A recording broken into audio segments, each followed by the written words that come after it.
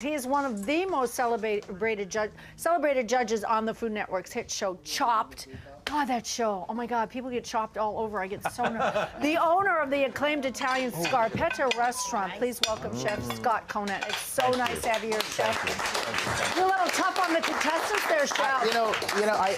I like to think that it's a little tough love. I want everybody to do their best. And I'm not afraid. If they get sassy with me, I get sassy right back. Well, everybody, when they cook, their presentation to them is so personal, and when you tell them that it stinks, it makes them feel bad. It's, sometimes it's kind of tough to eat that stuff. Oh, is it really? Oh, yeah, wow, okay. It's a competition. It's difficult. Yeah. How did I do? No, I'm not. Their faces. You guys really jumped right in there. Oh, they can't wait. Wow. Okay, before we get started now, Scarpetta, how did you come up with the name? What does it mean? Scarpetta in Italian means little shoe. So, but they say fare la scarpetta. It's when you take a little piece of bread and sop up what's on the plate, which is, I think, the best part of eating. Yes, it is. Yeah. I agree. And if you look at the cover of the book, there's that logo, which is what the plate looks like after the bread is kind of run through. I love it, and then you wash it down with a little bit of whatever. Oh, this is a San Remo. This is one of the signature dishes.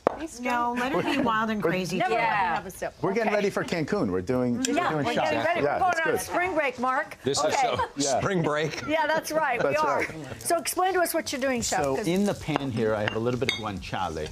Guanciale is the jowls, the cured jowl of the pig, which is one of the best bits. Where do we get that? You can buy it. You can buy it cured. You can buy it in most stores. What's it called? It's called guanciale. Guanciale. Guanciale. Yeah, exactly. That's right. Okay. So do you smell? I mean, you could smell that. I can. Beautiful, crispy pork fish. And I feel really guilty talking about that in front of an animal activist. I know. Elizabeth is having a ball over there. Really. You're a vegetarian? No, the pasta part, though, is absolutely amazing. Thank you. It really is. Appreciate it. Thank you. All right, so what do we have? So this is what we're going to do. I have some tagliatelle that we made. It looks like homemade. You could see how much egg is inside it. It's really a beautiful, beautiful product. If I do say so myself. It is a beautiful. And we have some mushrooms and some spring vegetables. And you can easily make this seasonal, obviously, by putting some winter vegetables in here as well. So what kind of mushrooms are in here? These are yellowfoot and bluefoot mushrooms together mixed. And they're really, I mean, this is the time of the year for mushrooms as well. Really early in the season. So we have the guanciale, we have a little bit of asparagus, some fresh peas, the yellowfoot, bluefoot mushrooms. We saute it up so it looks like this. And we have this pasta cooking very slowly. It'll get there. It'll get there. No red onions in there? Yeah, what's the deal with red onions? No, there's always a wise guy in there. Explain with the red onions. I get a little bit of grief on Chopped because I came down a little bit hard on a guy who gave me a lot of raw red onions. And it's not that I don't like raw red onions. I do. But when you're talking about nuancing flavors, you're talking about haute cuisine. You're not talking about, going to the deli and getting a bagel with some onions on it. I just expect higher. I expect a little bit more. And this gentleman was a phenomenally talented chef. I'm really so sick of explaining myself. It's so painful to do. Anyway, you know what? All right. Okay, just own it. He was a little tough. And he gave me a little bit of grief, so I gave it right back to him. That was really. I was defending myself. It wasn't about the onions. It was about the onions, and that's why I really wanted to focus the conversation. Yeah. Good. So how about this? Okay. Tough crowd. I know. Wow. I know. You have no idea.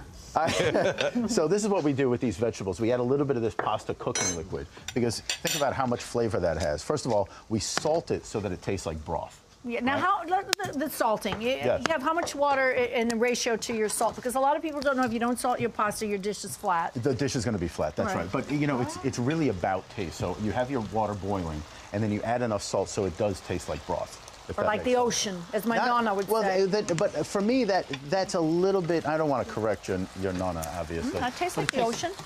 Well, it depends on which ocean. Every ocean tastes different. The Mediterranean? No, okay. All right. So we have this beautiful tagliatelle. You think I'm going to argue with you? No, I don't. It's like we're going to have a red onion incident here over the salt in the pasta. So I would never argue with your nonna. My nonna, yes. So I'll make her come here and talk to you. I do not. You do not want Nonna here. I don't. You're right. I don't. I mean, I'd love to have her. We can But leave the onions in the past. We found a new. What's up with him? He's so mean. can we just talk about how beautiful this Yes, pasta is? this is beautiful, Chef. It is. Thank you. And again, using that pasta cooking liquid to help with the texture of that pasta. And what you're doing is you're finishing cooking the pasta with the sauce, and it's all absorbing into the pasta itself. And I have to say, this is the way you do stuff. Yeah, you know what I mean?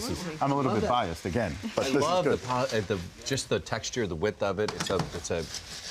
And what do you have in This is here, good. Chef? What is So that? this is a zabaglione. This is the way we're going to finish this. Let's just do this. I'm going to put this on the plate.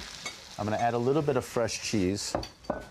Look at how he's doing I love how you do that. It's so artistic. I love that. do that. I really need to get out more often, obviously. I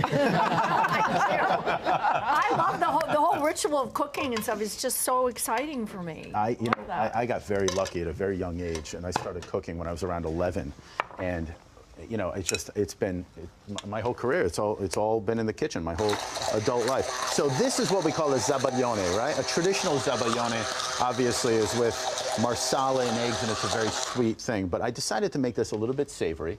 And what we did with this, let me grab that spoon. What we did with this was add some truffles, add some Parmesan cheese, and then just drizzle this over the top of that pasta. And it becomes a little bit more frothy when there's more inside here. But I have to tell you, the texture of the egg and the beautiful truffle essence with the spring vegetables, it really does make a very good, simple spring dish. Do you put Parmesan? Just a touch on the top. All right. I think we're good to go.